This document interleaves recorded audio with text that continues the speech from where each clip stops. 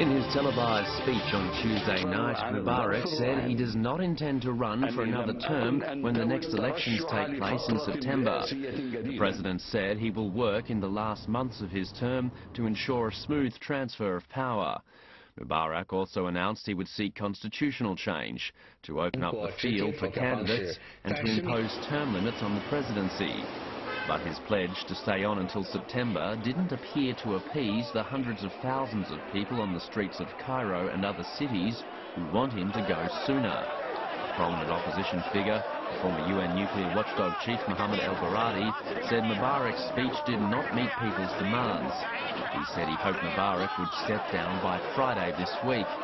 The protests, which reports say involved 1 million or more demonstrators across the country, were peaceful, with people singing the national anthem.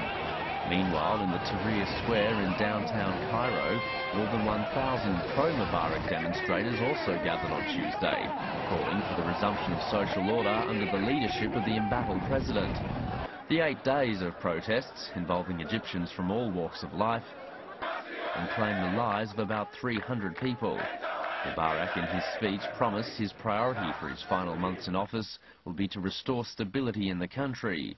But some experts say whether Mubarak lasts until the September polls is unclear. Well, it seems clear that Mubarak is, in one way or another, finished. Right? It doesn't seem possible that he will last for much longer. His term as president finishes at the end in this fall. So it's possible some kind of arrangement might be made for him to remain on as a figurehead and have a transitional government.